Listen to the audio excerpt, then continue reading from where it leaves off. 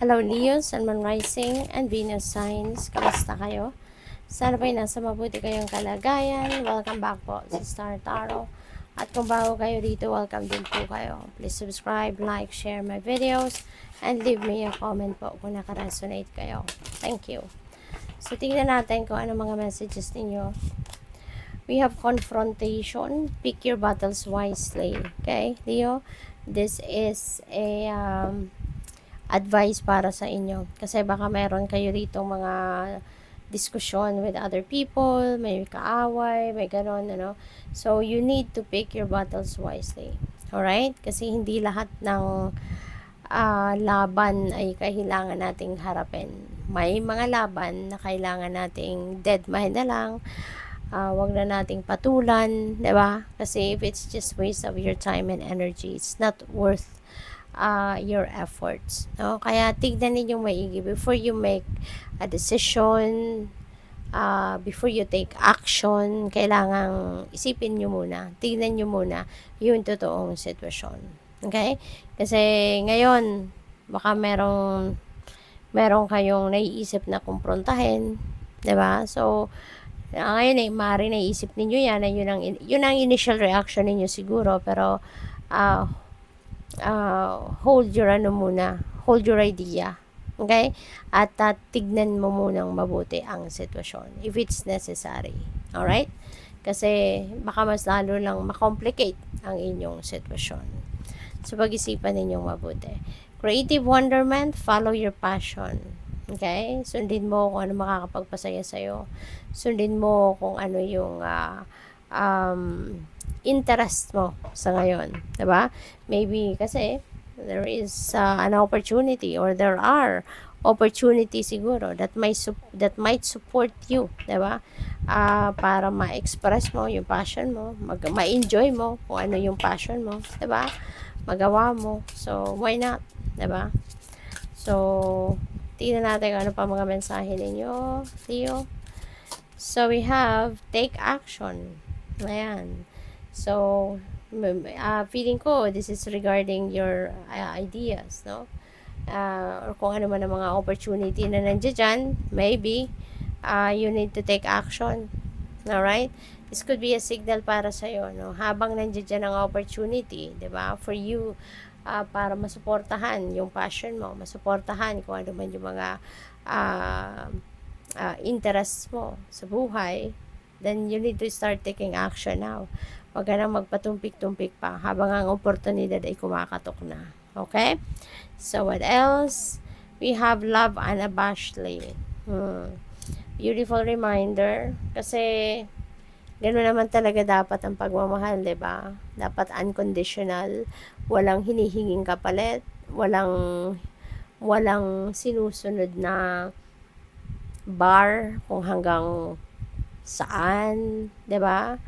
Or anong level, 'di ba? Parang ganon. So, yun. That's a reminder para sa'yo. Love unabashedly. Alright? So, what else? We have transform. Pagbabago. Merong napipintong pagbabago siguro na kailangan mong gawin, or maybe merong kang pinaplanong pagbabago na gusto mong gawin.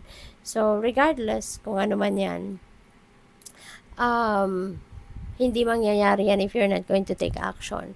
If that's just in your head, so it will just remain to be a plan. So, yeah, hanggang dyan lang yan. Diba? So, might as well take action para makita mo na yung mga pagbabagong yan na maaring minimithi mo na mangyari. Makita mo na, no, sa inyong 3D reality. So, what else? We have release and let go. Alright?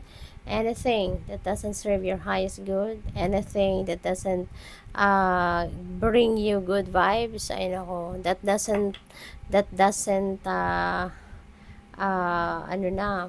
deserve a room sa buhay ninyo, diba? It's about time na for you to release it, let go, and start a new life, no? At maaaring yan ang talagang iniisip din ninyo sa ngayon na pagbabago, you know?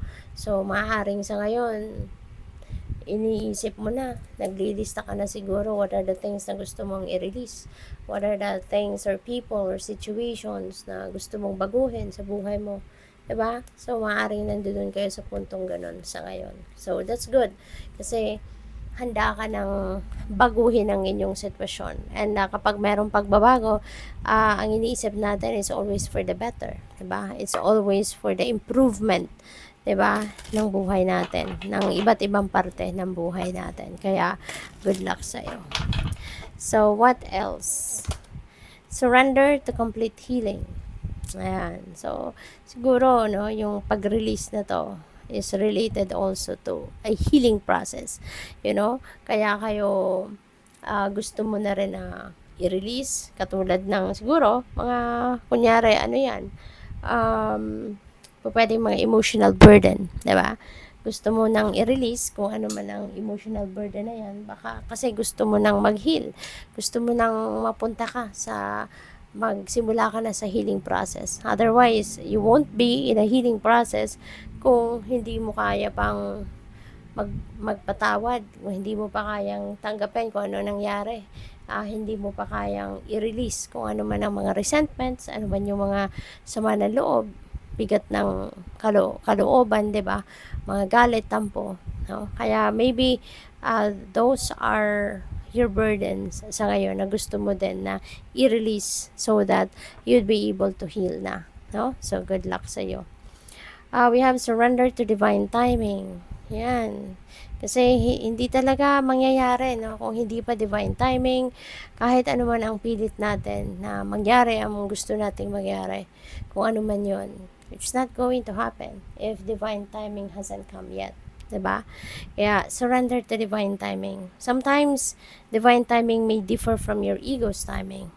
If a goal isn't manifesting fast enough according to your ego, be patient and trust the universal flow.